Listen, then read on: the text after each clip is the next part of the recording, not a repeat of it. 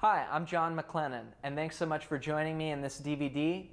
We're going to discuss a lot about improvising, starting out with the basics, pentatonic scale shapes, and some new tips for practicing them and making your playing sound professional.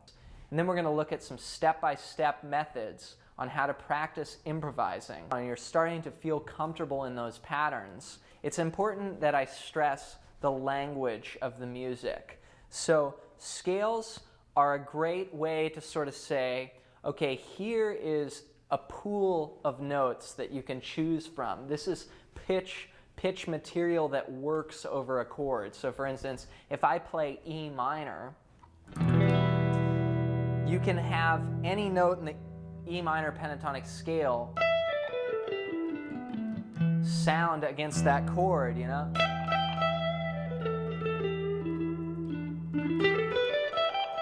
You can stop on any pitch. You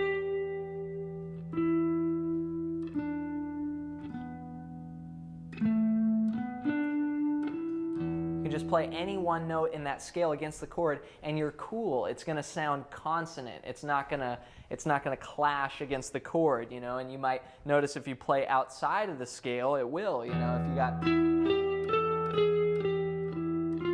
you know, those are kind of dissonant. It doesn't mean that you can't use those notes. It's just saying, here, the scale is, again, the pitch material. You're going to be okay on these notes, you know, rather than just kind of randomly playing. So that gives us that bed to work from. But the next thing that you got to realize is that the greatest solos and players of all time, they don't go, hey guys, check out my solo, and just play a scale straight up and down, you know, because that sounds like I'm just going up a ladder, you know. You've got this, hey man, listen to my solo.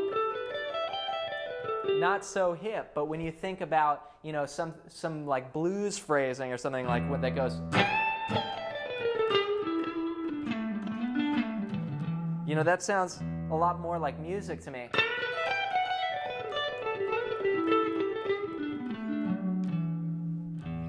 So that's what we call the language of the music, and you discover that by learning.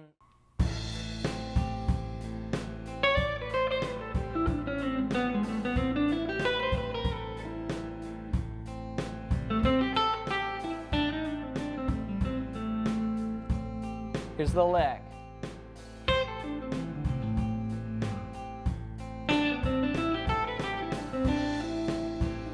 Again. See, I took one lick and connected it right up with the next. Here's the phrase.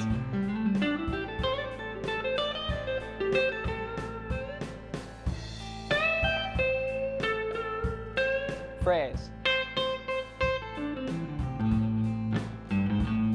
Phrase 2. Again. So the whole idea is I'm playing, it could even be a simple melody, you know.